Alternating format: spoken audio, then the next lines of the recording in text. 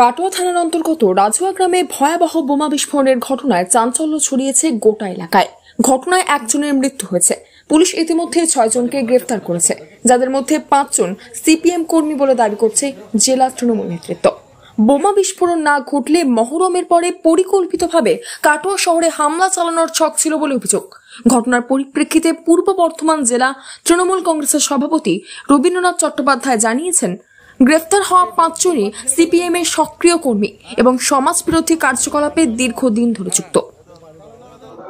রাজুয়া বোমা বিস্ফোরণ কাণ্ডে পুলিশ যে 5 জনকে গ্রেপ্তার করেছে, সেই 5 জন সিপিএমের শুধু সমর্থক নয়, তাদের কর্মী, এবং এরা সবসময় বিভিন্ন সমাজবিরোধী কাজের সঙ্গে যুক্ত থাকে।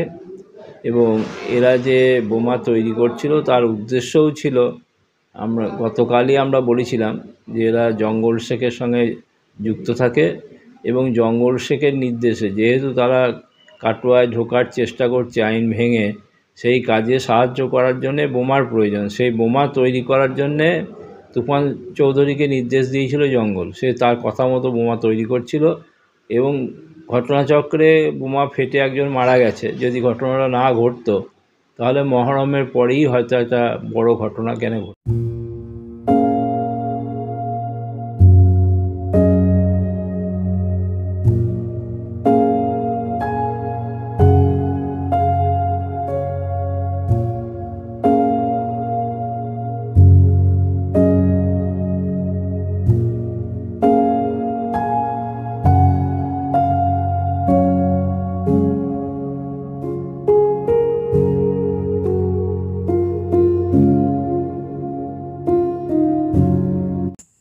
এই অভিযোগকে অস্বীকার করেছে সিপিআইএম এর নেতা মিজানুর কবির ধীরাজ। এর সঙ্গে সিপিএম এর কোনো যোগ নেই, এরা প্রত্যেকেই দুষ্কৃতী। দেখুন, তৃণমূলের জেলা সভাপতি যে দাবি করেছে সে দাবি সর্বৈব মিথ্যা। এদের সঙ্গে সিপিএম এর কোনো যোগ নেই। এরা হচ্ছে আসলে তৃণমূলেরই দুষ্কৃতী। এরা ওখানে বোমা মানতে গিয়েছিল এবং ওই এলাকায় তৃণমূল রাজত্ব করে। সেই রাজত্ব করাকালীন ওরা বোমা বানতে গিয়ে বোমা বিস্ফোরণ হয় এবং আপনি খবর নিলে দেখতে পাবেন যে 5 জন গ্রেপ্তার হয়েছে। তার মধ্যে একজন জামির শেখ, যে কেতুগ্রামের বাসিন্দা।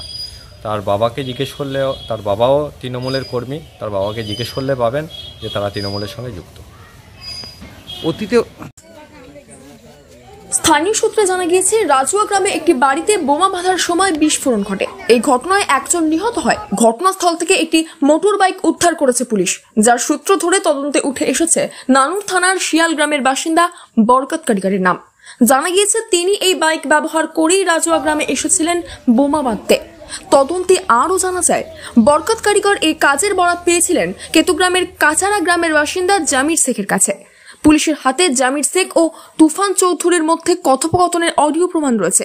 বিস্ফোরণটি না হলে মহরমের পরই পরিকল্পিতভাবে কাটোয়া আক্রমণের রূপরেখা ছিল বলে দাবি পুলিশ শাসক দলের। স্থানীয় সূত্র অনুযায়ী নদীর ধারে থাকা গ্রামগুলিকে বেছে নেওয়া হয় বোমা তৈরির জন্য, কারণ বিস্ফোরক দ্রব্য এক স্থান থেকে অন্যত্র সরিয়ে নিয়ে যাওয়ার জন্য নদীপথ সহজ পথ হয়ে দাঁড়ায়। রাজুয়া গ্রামের পাশেই রয়েছে অজয় নদী। অতীতেও কেতুগ্রামের কুনুর নদীর ধারে বিস্ফোরণের ঘটনা ঘটেছিল। দেখুন, নদীর ধারে বোমা বাঁধার কারণ হচ্ছে নদীর ধারগুলো জেনারেলি একটু নির্জন জায়গা, যে জায়গায় সাধারণ মানুষও কম যায় এবং পুলিশ প্রশাসনও সেই জায়গাতে কম যায়। এখানে একমাত্র দুষ্কৃতীরা বা মস্তান বাহিনীদের আনাগোনা হয় সাধারণত। সেই জন্যই এরা নদীর ধারকে বেছে নেয় এবং নদীর ধারে এই সমস্ত দুষ্কর্ম করলে নদী পার হলে এক জেলা থেকে অন্য জেলা বা এক থানা থেকে অন্য থানা চলে যাওয়ার, মানে দ্রুত চলে যাওয়ার একটা সুযোগ বা সম্ভাবনা থাকে। সেই জন্যই এরা নদীর ধারকে বেছে নেয়। মানে দেখুন, যেটা বলছিলাম যে নদী পার হলে, যেমন অজয় নদী পার হলে একদিকে যেমন কাটোয়া থানা পড়ে যাচ্ছে, অন্যদিকে সেরকম দেখবেন যে কেতুগ্রাম থানা। যে এক থানা থেকে এক থানা, বা অন্য ক্ষেত্রেও আপনারা দেখবেন যে এক জেলা থেকে, এদিকে আপনি যদি কাটোয়ার দিকে যান, নদী পার হলে এই পূর্ব বর্ধমান জেলা, অন্যদিকে হচ্ছে নদিয়া জেলা, এক জেলা থেকে আরেক জেলা। এগুলো দুষ্কৃতীদের চলাচলের পক্ষে অনেক সুবিধাজনক, তাই দুষ্কৃতীরা নদীর ধারকে বেছে নেওয়ার চেষ্টা করে। ধৃতদের রবিবার কাটোয়া মহকুমা আদালতে পেশ করে পুলিশ। শুনানি শেষে কেতুগ্রামের কাঁচারা গ্রামের বাসিন্দা জামির শেখকে 5 দিনের পুলিশ হেফাজতের নির্দেশ দেওয়া হয়। অন্য 4 জনকে 14 দিনের জেল হেফাজতে পাঠানো হয়েছে।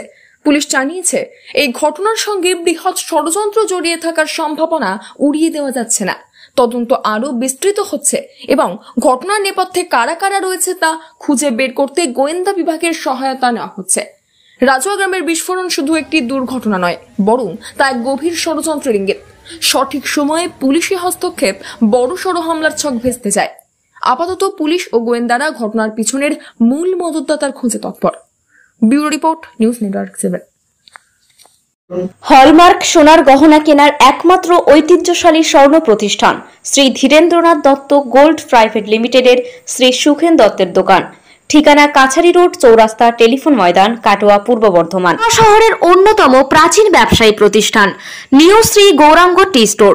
প্রসিদ্ধ চা ব্যবসায়ী, খুচরো ও পাইকারি চায়ের এই প্রতিষ্ঠান শহরে প্রায় 80 বছর ধরে সুনামের সঙ্গে ব্যবসা করে চলেছে। ঠিকানা কাটোয়া স্টেশন বাজার, চৌরাস্তা।